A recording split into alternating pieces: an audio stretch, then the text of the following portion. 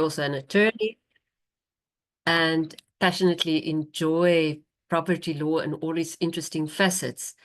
I must say we've had an exceptionally rough start to the year. Just last week, the Expropriation Act was passed. It's now an act, the new one. Last night, I read that the Subdivision of Agricultural Land Act was finally also scrapped because the new act that takes over from that one is called the Presentation and Development of Agricultural Land Act. The coming into force date, I don't know yet, but we'll obviously do an update webinar on that as soon as we have the date for that.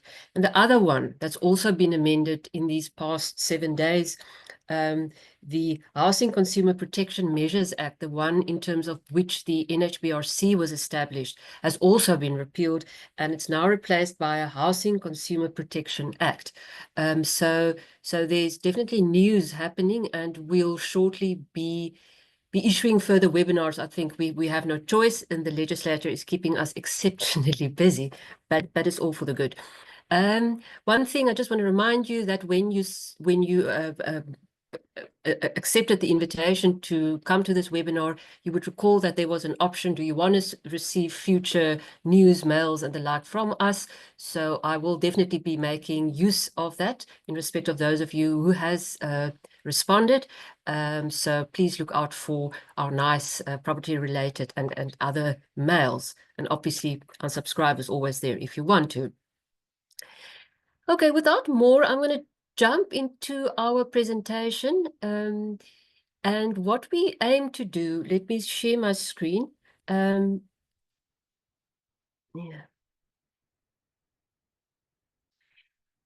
What we aim to do this morning is to look at the most recent changes and activities surrounding the FICA Act and the POPIA. There's been lots of movement over the past few months, and it is good to just be updated and understand how it impacts yourselves. In both instances, the Financial Intelligence Center, as well as the Information Regulator, has been happily issuing fines. The fines reach the media, and it's obviously just not good for you to receive a fine despite the bad publicity, but they are issuing fines. So it's not a fear-mongering thing, but be careful to remain compliant, or do your utmost to be compliant. Just don't ignore the legislation or their requirements, because then they will come back and bite you. And obviously, you can always speak to our compliance department should you require assistance. Okay, but let's start with the Financial Intelligence Center Act and the last activity there. And maybe just as a intro, a lot of what the main component of the most recent change to the Financial Intelligence Center Act deals with or relates back to amendments to the Companies Act. Now, you know that the FATF issued a report a while ago to say we are not battling, we're not engaging enough with mechanisms to prevent money laundering, and we need to up the game. And they identified 22 what they call action items linked to deficiencies, and they said address that. Now, we've made some improvements. In June last year, the FATF published the most recent report, and there they said we've at least done there's only 14 to go out of the original 22. It's probably not fast enough, but yes. According to government and to government news, they tend to speculate their belief that we will be exiting the grey list during this year. I think that remains to be seen, because there's still a long way to go. But what has happened on the Companies Act side and that impacts your FICAing of a client that is an entity? It's just by way of background. 23 May 2023, there were amendment regulations published. June 2024, Sub-C issued a media release that from 1 July, strict enforcement of the obligation to file beneficial ownership declarations together with their annual returns. They introduced what they call a hard stop functionality. This functionality means from their side that companies will not be able to file their annual returns via any of the sub-C electronic platforms unless the beneficial ownership declaration has been submitted and is up to date. And if it's not submitted or not up to date, the company may incur penalties for late filing of annual returns, face enforcement action by the sub-C, and be issued with compliance notices. They may even be referred for deregistration or final deregistration. So this hard stop functionality has consequences. The sub-C forces companies to comply with beneficial ownership declarations. The sad news there is, unfortunately for us, and most of our guests today are accountable institutions, we don't have access to the beneficial ownership declarations, so you can't access the sub-C database and ask, may I please see the documents that you have? We have to identify that on our own when we deal with our clients, and as you well know, it's not always that easy. Okay, then against that background of what happened in 2023 and June 2024, the Financial Intelligence Center issued in August last year Public Compliance Communication 59. And that one directly influences ourselves and directly stipulates what we must do when we deal with entities. And all of this is an effort on their side to combat the remaining action items that we have to comply with to get off this grey list. But let me just recap. If the Financial Intelligence, the FICA, the Act says that if you are in a business relationship with a client, and this has got nothing to do with companies, this is any client. If it's a business relationship, in other words, an ongoing relationship, perhaps with a property investor that buys and sells often, or developers or landlords that continuously, landlord that continuously employ you, that's a business relationship. If you have a business relationship with a person, any person, natural or juristic person, you must establish the nature of the business relationship. You must establish the purpose of the business relationship, and you must establish the source of funds for doing this business. Then, if you deal with a client that is an entity, you must, in addition, if it's a business relationship or otherwise, not in addition, but you must establish you also in a single transaction, what is the nature of the client's business? What's that client's ownership and control structure? And who is that client's beneficial owner? Just to go to that first bullet point there, for all transactions, you need to identify and find out from the client by way of your questionnaires, what is the nature of his business? Remember, this is different from this one, where you have a business relationship with a client. You need to establish the nature of the business relationship with yourself. So they sound a little bit the same, but they're very different questions. Okay, so we back to companies, and we back to discussing the impact of Public Compliance Communication 59 issued by the FIC. So, and we're dealing specifically because it applies specifically to companies.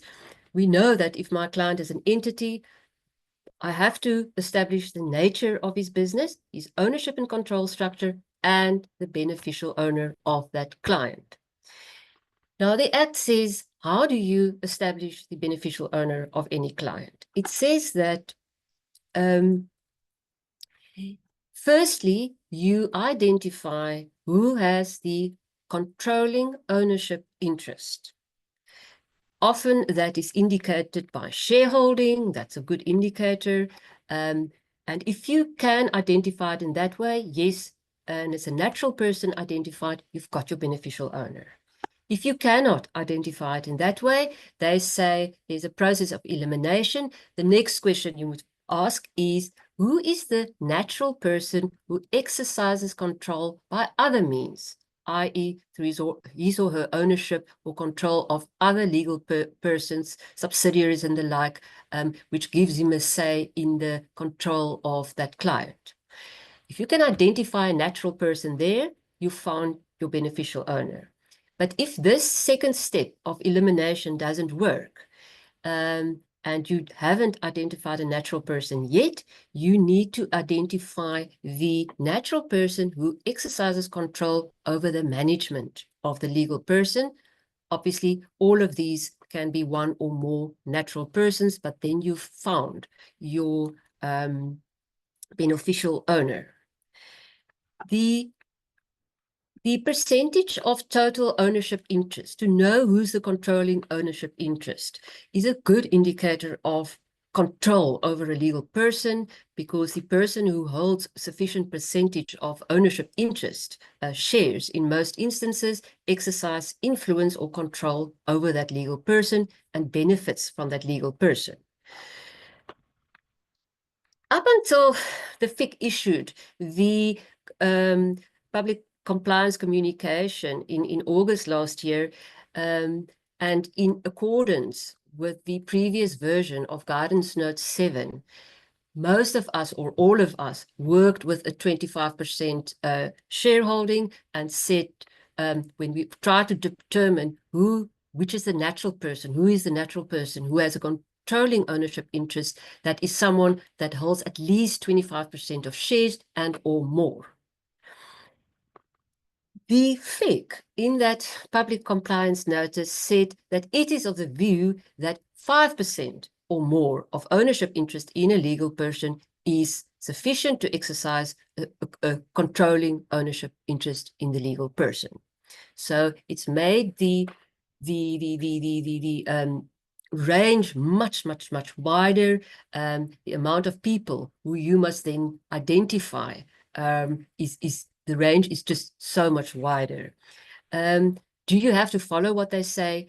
Yes, we have to implement as they say. They say in that notice, they strongly recommend, and that's their word, strongly recommend, that accountable institutions identify those persons who hold 5% or more ownership interest in a legal person, because they can be regarded as beneficial owners. And it says further that you are welcome to, in your own discretion, opt to identify persons who have less than 5% ownership interest, even though such persons are not considered to be beneficial owners. So you need to rethink how you approach your identification of the persons who have a controlling ownership interest, but you have to, in your RMCPs, lower that 25% to 5%, simply because the FIC now said that they strongly recommend that. And I presume from their side that if you don't do this and they visit your offices, that will be a note that they raise for you to comply with. Okay. There's a valid debate in legal circles on this 5% issue, because legally the 5% is not determined in the Financial Intelligence Center Act at all. It's just by virtue of this guidance note of the FIC, and the Companies Act itself doesn't use 5% shareholding to indicate beneficial ownership. They use it in a different context, but not in this context. So the academic opinion is that the FIC here misinterpreted or aligned the two concepts incorrectly and now made it more onerous for us to comply. I believe that the criticism is correct. It isn't, there is an incorrect interpretation, but nonetheless, we have to comply with this public communication until such time as they amend it. So for the time being, I would suggest that when you do your revision of your RMCP this year, just make that change when you issue your new version of the RMCP. Remember also, in terms of this Financial Intelligence Center Act note, this PCC 59, they give various examples and they highlight that one must be alert to the fact that there can be more than one beneficial owner. They gave this example that I've shared with you on the screen. These are the shareholders. There's 5 shareholders and they all have very different shareholding. And then they conclude to say persons A, B, C, D, and E, that's now the last one, 49, enter into a shareholders agreement in terms of which they decide to vote in an aligned manner. Because they jointly hold 51% and take decisions in an aligned manner, they are each deemed to be controlling owners, and the accountable institution is therefore forced, in this instance, to FICA all of them. Also number F, because due to the shareholders agreement between A, B, C, D, and E, they individually are now also beneficial owners. The PCC 59 has various examples of how this principle must be applied, and it's good to read through it. It opens your mind as to what they require. Some of them are much more complex than this example, but it does help you understand the context. But most importantly, the essence of what we have to achieve here is the 5% threshold. I've said there are serious concerns about the threshold. From a conveyance's point of view, and I know from other accountable institutions' point of view, it's severely onerous workflow, and it makes the workflow even more onerous. We think that the assessment, the use of 5% isn't accurate. It doesn't, that the FIC didn't rely on correct law when they set that threshold, but up until such time as it changes, we are obliged to comply with a FIC's suggestion, where they strongly recommend that we use a 5% ownership interest as an entry level to beneficial ownership. Yes, so currently there's concern, there's uncertainty as a result, but we follow the PCC until the FIC advises accordingly. Then additional highlights in that PCC 59 that was issued in August last year. They confirm that trusts must identify natural persons linked to the trust. We know founders, trustees, and beneficiaries, and where a founder, trustee, or beneficiary is a legal person, the accountable institution must identify that legal person as it would any other legal person. Partnerships, you must identify and take reasonable steps to verify partners within the partnership, regardless of the threshold percentage that each one own in terms of their governance document. So each partner, doesn't matter if they have a minority shareholding in that partnership. Where a partnership consists of 2 or more legal persons, the accountable institution must, in addition, identify those legal persons. Non-profits, PCC 59 says if you've got a non-profit, you have to apply a similar approach as you would apply with trusts. In other words, identify the founder as well as the management of the NPO, identify named beneficiaries, and if the NPO does not have named beneficiaries, determine the process of determine what that NPO's process is of choosing beneficiaries.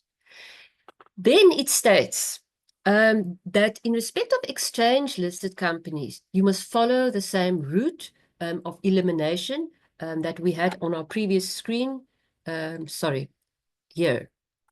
That these steps. Can you identify the controlling ownership interest? Yes, no. Then ask who exercises control by other means. Yes, no. Then you say who exercises control over the management. So these they refer to as elimination steps. And they say for exchange-listed companies, you must follow the process of elimination when identifying beneficial owners. Some exchanges might obviously have different requirements regarding beneficial ownership disclosures, but you have to follow that process to find the beneficial owner. That is quite onerous. that is quite onerous. Then the PCC speaks to foreign created legal persons and just mentioned that we must follow the same process as for local legal persons. So that's PCC 59. Most importantly, there is this change to 5% shareholding to be an indication of beneficial ownership. That means that we will have to amend our RMCPs accordingly. They also highlight requirements to comply with the FIC when you deal with partnership, trusts, non-profits, exchange listed companies, foreign companies.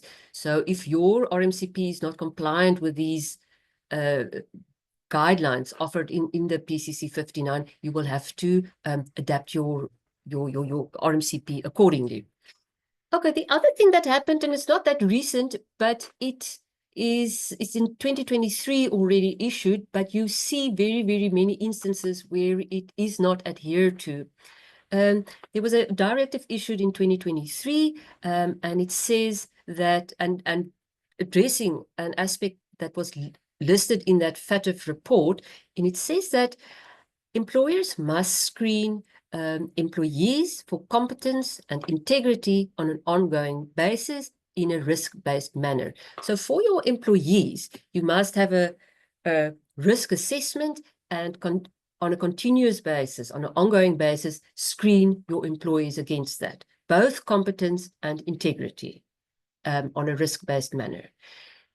Similarly, with prospective employees, people who you might employ, you must check all of them against the TFS list to see if your new employee is on the terrorist list. I sincerely hope that never happens, but the FIC wants to see that you checked it and that you have a record of it. Then your RMCP must refer to this. It must say how you're going to do this screening, how regularly, where you're going to store the details and the like, and obviously keep records of both type of screening, says the directive, and then if the FIC wants to see your records, you must provide it. And lastly, business risk assessment. This is another aspect that is sometimes not adhered to quite adequately. What the FIC requires is that we do a second assessment. A business risk assessment is a separate exercise to that of risk assessing your client. The client risk assessment is one aspect of the transaction, and you take into account various risk factors linked to the client, and if that impacts the transaction or not. So we're used to doing that in every transaction. But business risk is quite something different. It is how your business operations is affected by various factors. Where you are positioned in the market, which type of clients approach you, what are the implicit risk factors there, and how are you dealing with it. So that's actually a precursor to an RMCP to say, my business is in this sphere, we deal with those clients, this is the atmosphere regarding my product or my service, and we are generally at risk of money laundering because of XYZ factors, or we are not. And then this business risk assessment should inform what you have in your risk management and compliance program. I would, if you don't have some document like that or documented your own position, I would strongly suggest that you just draft a report. It can be a one-pager for that matter, bullet pointed, but to have a business risk assessment, if the FIC visits you, that you said that, listen here, this is what I prepared. Then at least they can say, listen, we think you must make it more detailed or less detailed, or there's some aspects that you didn't deal with, rather than not having anything. So just deal with that because it's so often overlooked. Okay, let me leave the world of FICA and quickly jump onto the Information Regulator's office, what has been going on there, Protection of Personal Information and Access to Information Acts. there was a directive issued towards the end of last year dealing specifically with direct marketing, and that is the item that I want to discuss now. However, from an information regulator's point of view, Advocate Tlakula has been more vociferous and more in the media than before over these past few months. Is an indication of enhanced activity on that side. So FICA compliance apart, POPI compliance is exceptionally important. And the regulator revealed that apparently since April last year, there were reports of 980 security compromises that they received. And they say that this statistic highlights that many organizations lack necessary safeguards to protect personal data. This is an IT problem, yes, or an IT issue, but it's also a practical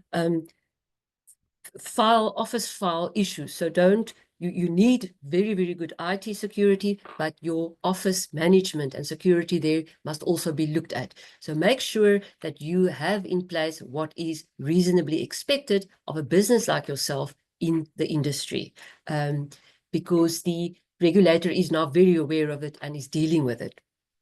In addition, under POPIA, which is the kind of the other side of the coin of POPI, which gives access to information held by bodies, so information that you have that is private, but someone needs it for something. The regulator conducted compliance assessments since April 2024, various of them, more than 30. You will see that I noted there were 3 social media platforms, 17 law firms, public entities and the like. So they are busy. They are trying to make themselves known. It's a highlight to get your POPIA compliance in order. And by the way, she's busy, Advocate Tlakula is busy with proposals to Parliament to increase her powers under POPIA to be similar to that she's got under POPIA. Because under POPI, if she issues a communication, assessment communication, that serves as an enforcement notice, and that has value in law. Under POPI, she doesn't have that. She can just issue an assessment, but it doesn't serve as an enforcement notice in law.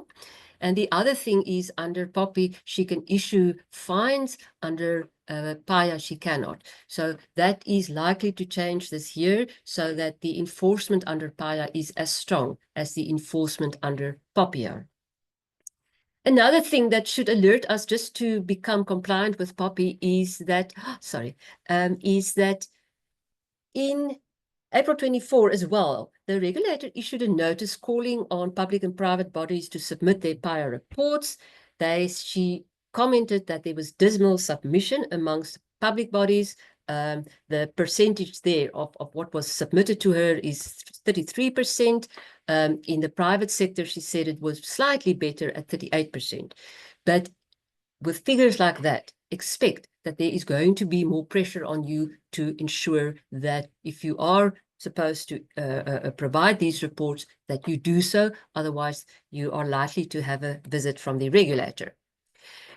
Okay, I'm on my last 2 slides, and the main thing that I wanted to get to regarding POPIA, because as I said, we're just speaking today about the latest things, occurrences in the POPIA world. And before I get to the guidance note, in that directive that was sent, the Information Regulator speaks to direct marketing, and one of the main changes introduced there was to say that a telephone call constitutes direct marketing from her point of view, as before it was considered to follow outside the definition of electronic direct marketing. But before we deal with that, just a note, the direct marketing under POPIA is specifically defined, and in that definition there are certain thresholds to protect us who does direct marketing. It says it's approaching a data subject, individual or an entity, in person, electronically or by mail for the purpose of promoting your goods or services, or asking them to donate. Okay, so if you send an electronic email to someone, that is approaching a data subject. You send it to his personal address or to his work name. That is an approach, but that approach must be for the purpose of promoting or advertising goods. In other words, if you send informative email to a person, that wouldn't constitute direct marketing, and the strict rules applying to direct marketing will not apply. Also, it says you approach the data subject. If the approach is the other way around, a data subject, a person asks you, please help me with this, please send me the listings you have, please tell me how I can engage with attorney at your offices. That's not approaching the data subject. So I can return with the email, give him lovely details about who's the best person to assist, and that won't constitute direct marketing. So direct marketing, it's an approach in person with a specific purpose to promote and advertise. And if it's not that, it's not direct marketing. But okay, examples of direct marketing are SMSs, direct messages via social media platforms, and the like. The point is, if it's direct marketing, there is some form of justification required. I'll deal with that in the next slide, but we will then look also at what is consent. If you contact a person for the first time, is that consent for unsolicited marketing, and what's the position with existing clients? Maybe I should give something away here. The Act differentiates between two types of direct marketing. The one is electronic and the one is not electronic.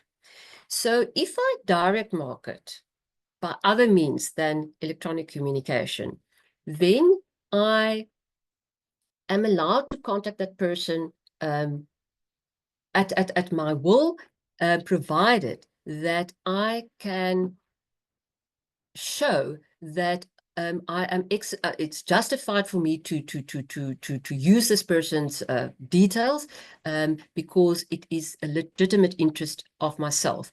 Now, in the POPIA Act, there's two sections that deal with legitimate interest. The one is where you process the information, you use the information to protect the legitimate interest of the data subject, and or if it's in the process of pursuing your own business's legitimate interest. So generally, your unsolicited, not electronic communications, you can defend that by saying, listen, I was exercising my legitimate interests for my business. If you do that, though, the Act says, or the regulator says in this communication that she sent, that you must be able to prove that. So you must have a document or an assessment in which you state that the purpose of this communication was to address this legitimate interest of myself, and I've considered, am I going to unnecessarily breach the personal information rights of my client, and did you do a balancing test in terms of which the responsible party should balance the legitimate interest of the other party? So there must be an assessment. The regulator says you must do this assessment prior to starting that marketing activity. And in other words, if you do non-electronic direct marketing, have a strategy, indicate there, this is the marketing I'm going to do, this is the legitimate interest that I'm exercising, this is why I think there is a balance between my legitimate interest and that of the client, but have it on paper, record your decision making. Then we get to direct marketing by means of unsolicited electronic communication. Again, that direct marketing is aimed at a person with a specific purpose to market your goods. So if it's direct marketing and it goes by way of unsolicited electronic communication, certain rules apply. You the first rule is you actually need consent. Now, I've written here, however unachievable this may be, because the consent that the regulator speaks of here is a schedule, the Form 4 in the Act. It's a long form that asks various questions. And a colleague of mine made a joke in an article the other day, but it's practically important, undoable. If you phone someone and you go through all the questions in that list, it's going to take you approximately 3 minutes, speaking at a normal speed, to go through all the questions and get answers. So it is totally impractical, but that is a requirement. You need consent. Most of us in the industry deal with a slightly adapted form of consent so that you have the client's consent. You can always opt out, but you didn't necessarily use Form 4. It's open to the regulator to say, well, she's not happy with it, but at present that has not occurred. Okay, so I need consent. The client gives me consent. I may market to him. If I don't get his consent or he ignores me, I need to take him off the list that I market to and never contact him again. Okay. If the approach is to a person that is actually an existing client, then you have a little bit more leeway because you have the client on your books for certain reasons. He gave you consent previously in terms of a transaction. He said it's fine, you can continue to send me direct marketing, and now you can send him further other related marketing because he has previously given consent, and the related marketing is in the same vein as the consent he gave initially. Then that's allowed to send it to him without getting an additional consent, but you must always have an unsubscribe. So businesses, it's tricky. Well, the one thing that I just want to highlight is that the regulator, the very important thing, and that's what you will read in the media about, is the fact that she's now included telephone calls as a form of direct marketing by means of unsolicited electronic communications. She says that, I'm going to read directly from her note, telephone calling is electronic communications by virtue of telephone communications technology having become digital over time. Telephone calls predominantly use VoIP, that's Voice over Internet Protocol, which is packet switched rather than the public switched telephony previously used for analog communication. There are some people who disagree, but for the time being, be aware that telephone calls now fall under your marketing strategy when it relates to electronic communication. In other words, you need consent if that person is not already a client of yours. If the person is a client, you may use telephone calls to direct market to him again, provided he has the option to opt out. Okay. That's that of me. We've had a long session. I apologize for that. I thought it would be slightly shorter, but I hope this has been valuable. What I would like to stress then, just to bring it all together, PCC 53, from the 59, from the fixed point of view, it's very important.